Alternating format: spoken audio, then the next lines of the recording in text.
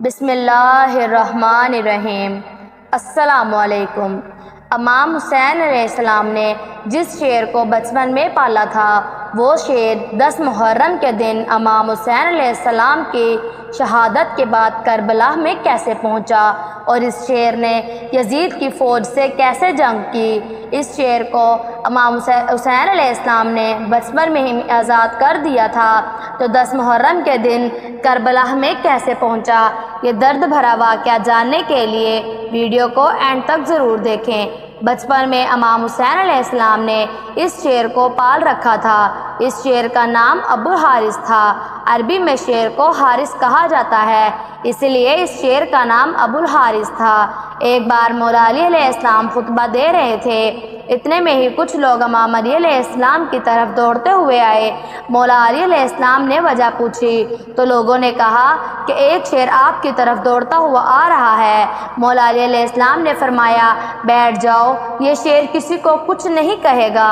یہ بات ابھی تک ختم نہیں ہوئی تھی کہ ایک بہت ہی بڑے شیر نے امام علی علیہ السلام کے قدموں میں سر رکھ کر سلامی دی۔ شیر نے اپنا چند ماہ کا بچہ مولا علی کی خدمت میں پیش کیا اور کہا کہ اے پیارے علی، میں اس کا باپ نہیں، میں ماں ہوں۔ شیرنی نے کہا کہ اس کا باپ مر چکا ہے، میں چاہتی ہوں کہ یہ جوان بھی ہو جائے اور مضبوط بھی رہے۔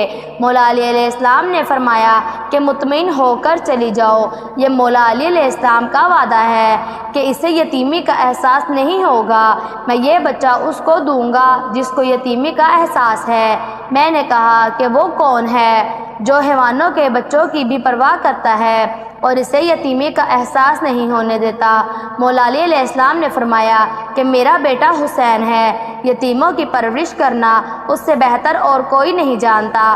مولا علی علیہ السلام نے شیرنی کے بچے کو امام حسین علیہ السلام کے حوالے کر دیا۔ امام حسین علیہ السلام نے شیرنی کے بچے کو گود میں لیا اور فرمایا کہ آج سے اس بچے کا نام ابو الحارث ہے۔ امام حسین علیہ السلام نے اس بچے کو بہت پیار دیا اور اس کے سر پر ہاتھ رکھا۔ ابو الحارث کی بچپن میں ہی امام حسین علیہ السلام کے ساتھ دوستی ہو گئی۔ امام حسین علیہ السلام جہاں جہاں بھی جاتے شیرنی کا بچہ آپ کے ساتھ جاتا۔ اس شیر کو امام حسین علیہ السلام کے ساتھ بے انتہا محبت تھی۔ جب وہ شیر بڑا ہوا تو کچھ لوگ امام علی علیہ السلام کی خدمت میں حاضر ہوئے اور کہنے لگے کہ اب یہ شیر بڑا ہو گیا ہے، ہمیں اس سے خوف آتا ہے، ہمیں اس سے خطرہ ہے، یہ ہمیں نقصان پہنچا سکتا ہے۔ مولا علی علیہ السلام گھر میں تشریف لائے اور امام حسین علیہ السلام سے فرمانے لگے کہ اے پیارے بیٹا، میں نہیں کہہ رہا ہوں، لوگ کہتے ہیں کہ شیر اب جوان ہو چکا ہے، ہمیں اس سے خطرہ ہے، بیٹا لوگوں کو اس سے ڈر لگتا ہے، بیٹا ابو الحارث کو آزاد کر دو۔ یہ سننا ہی تھا کہ امام حسین علیہ السلام کی آنکھوں میں آنسو آ گئے۔ امام حسین علیہ السلام مولا علی کی طرف دیکھ کر مسکرائے اور اپنے بابا کی گردن میں باہیں ڈال کر مسکرا کر کہنے لگے جی بابا، جیسے آپ کا حکم۔ لیکن اس کے ساتھ ہی امام حسین علیہ السلام کی آنکھوں سے اتنے بڑے بڑے آنسو رخسار پر آ گئے۔ امام حسین علیہ السلام نے فرمایا کہ اے بابا، آج کے دن ٹھہر جائیں، کل میں اس کو آزاد کر دوں گا۔ پیارے علی علیہ السلام نے فرمایا اے بیٹا، آج کے دن تم کیا کرو گے؟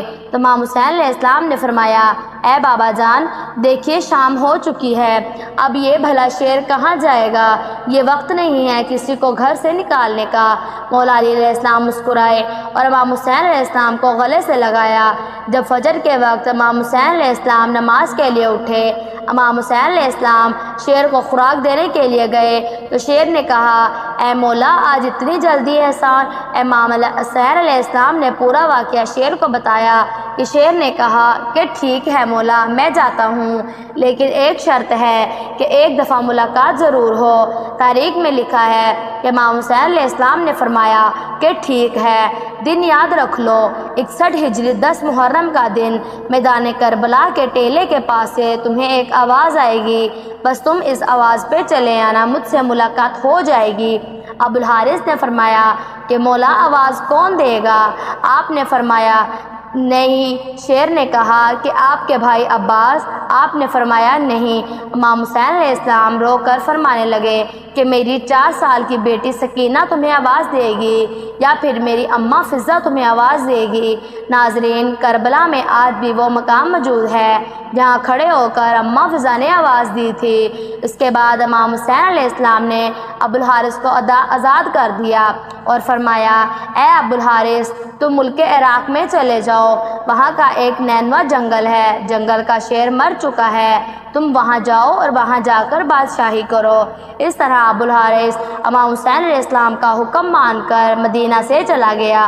61 ہجری 10 محرم کے دن جب امام حسین علیہ السلام کے بدن سے آپ کا سر مبارک جدا کر دیا گیا تو عمر بن سعد کا حکم ہوا کہ آپ کے جسم مبارک سے گھوڑے دلائے جائیں۔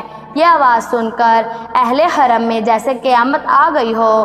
جیسے ہی افواج عشقیہ کے اندر یہ اعلان ہوئے تو بی بی فضہ حضرت زینب رضی اللہ عنہ کے پاس آئی اور فرمانے لگی، اے میری پیاری بیٹی، رسول اللہ صلی اللہ علیہ وآلہ وسلم کا ایک صحابی تھا جو ایک سمندر میں کشتی پر سفر کر رہا تھا اور اس کی کشتی ٹوٹ گئی۔ وہ کشتی کے ایک لکڑی کے ٹکڑے پر سفر کرتا ہوا ایک جزیرے میں پہنچا۔ اس جزیرے میں اس صحابی نے ایک شیر کو دیکھا۔ شیر کو دیکھ کے وہ کہنے لگا کہ مجھے اذیت مت دینا، میں رسول اللہ صلی اللہ علیہ وآلہ وسلم کا غلام ہوں۔ جب صحابی نے یہ بات کہی تو شیر اسے مارنے کی بجائے اسے صحیح راستے پر لے گیا۔ بی بی فضہ نے فرمایا کہ اے میری بیٹی، اس علاقے میں بھی ایک شیر رہتا ہے، آپ مجھے اجازت دیجئے میں اسے آپ کے پاس لے آؤں اور اس شیر کو بلاؤں اور ظالموں کے ارادے سے آگاہ کروں۔ بی بی زینب رضی اللہ عنہا نے اجازت دے دی۔ بی بی فضہ جنگل کی طرف آئی۔ جیسے ہی بی بی فضہ نے ابو الحارث کہہ کر صدا دی ویسے ہی شیر بی بی فضہ کے پاس پہنچ گیا۔ بی بی فضہ سے فرمایا، اے ابو الحارث، کیا تجھے معلوم ہے امام حسین علیہ السلام کا جسم مبارک ظالم کربلا میں پامال کرنا چاہتے ہیں اور لاش پہ گھوڑے دوڑانا چاہتے ہیں؟ یہ سن کر وہ شیر بی بی فضہ کے ساتھ آ گیا اور آ کر امام حسین علیہ السلام کے جسم مبارک کے پاس بیٹھ گیا۔ تاریخ میں لکھا ہے کہ اس شیر نے امام حسین علیہ السلام کے خون سے اپنی پیشانی رنگ لی۔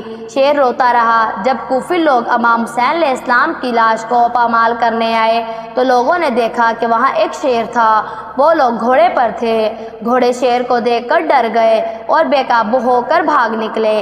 جب اس واقعے کی اطلاع عمر بن سعد کو خبر ہوئی تو عمر بن سعد کہنے لگا کہ اس بات کو کسی پر بھی ظاہر نہ کرنا، یہ ایک فتنہ ہے، اور اس طرح امام حسین علیہ السلام کی لاش ان ظالموں سے محفوظ رہی۔